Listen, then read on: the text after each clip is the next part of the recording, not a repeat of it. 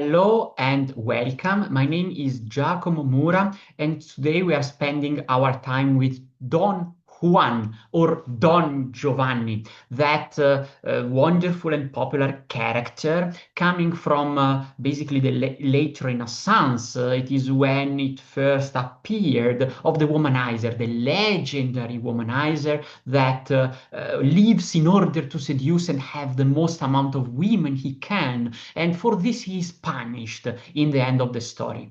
There is plenty of cultural work on this character, around this character. There is also outside music, of course, a lot of action, a lot of authors that deal with him. First of all, most of all, I would say Molière in a play by him.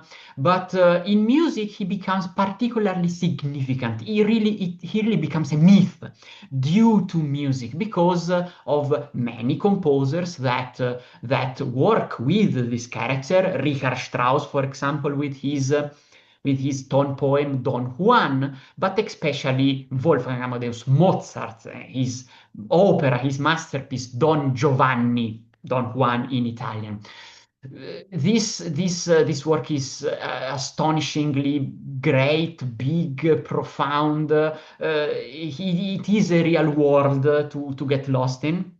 Today, I bring to you one of the symbolic moments of this opera, which is a duet of seduction. Don Juan, Don Giovanni performs his nature, seduces a woman, Zerlina, this peasant girl. He's an aristocrat, so of course for him it's kind of easy to use his charms to make a little peasant girl fall.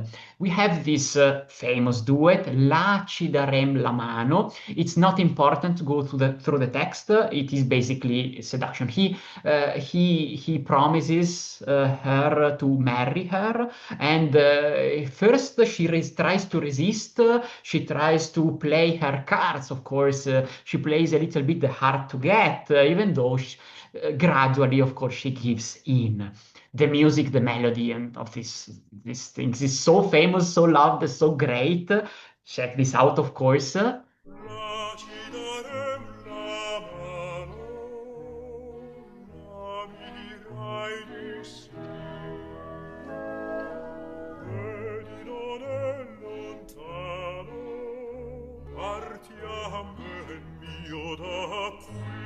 And her, I wish, but I don't want. My heart shakes. I would love it, but I do not trust you fully.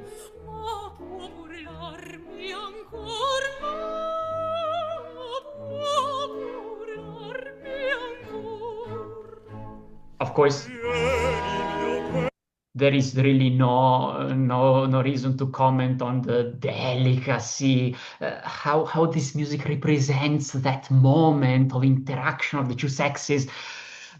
But there is more to this, totally. Mozart in his operas, he's always so incredible. He is able not only to write music that is top-notch, only just for the sake of the musical quality, but goes beyond this. This music is theater in a way that conveys the theatrical situation so powerfully. Definitely, in this sense, Mozart is, I think, beyond anyone else in the opera world, any other composer, and he does so in such little ways, subtle things that I wish to highlight at least a couple of them to you. First of all, the treatment of the text. The text is written. Mozart had a hand also on the text. He wrote with a poet. He worked with a poet very closely. The text is written in a way that most of Don Giovanni's lines, they have an accent on the first syllables. They are so to say downbeat. Là ci darem la mano. Là mi dirai di sì. Vedi, non è lontano. You see that, of course, this is Italian, but he stresses also the first. This conveys the masculine nature of him. He's this, while her has accents on the second. Vorrei e non vorrei, mi trema un poco il cuore, felice ben sarei, and so on. You see that she is more on the defensive, even in how it is written. He is this, she is that. And this is something that so subtly conveys the dynamic between the two characters. We go on from here, and we notice this thing. Her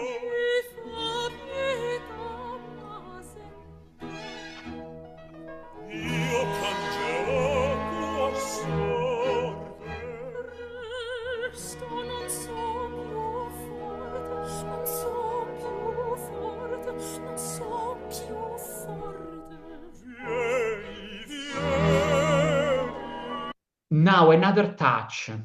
He will repeat the original melody, but with an addition. He will add one woodwind instrument doubling Don Giovanni, one woodwind instrument doubling Zerlina. Point is, you would expect, well, for the male voice, he will use a kind of low instrument according to the type of the voice. For the female voice, he will use a high instrument in order, according once again to the nature of the female voice. Mozart will do the opposite. He will double Don Giovanni with a flute, a very feminine instrument. He will double Zerlina with the bassoon, a very masculine kind of sound. This is something that once again hints at the seduction happening. The two are coming closer. This is why he doubles them this way. And once again, this acts on you unconsciously. You will hear this. You will probably not notice it if I don't tell you. But it helps in the creation of this scene. The two come closer up to the moment she will say yes. Listen to this. Flute. Bassoon.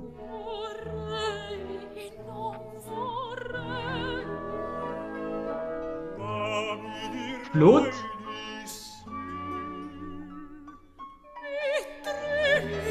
Bassoon.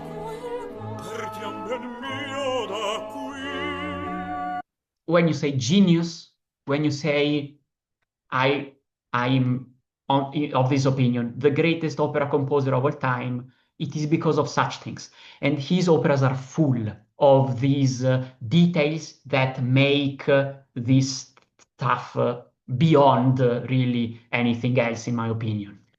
Thank you for listening. Thank you for watching. I will see you in the next video with another little but great musical story.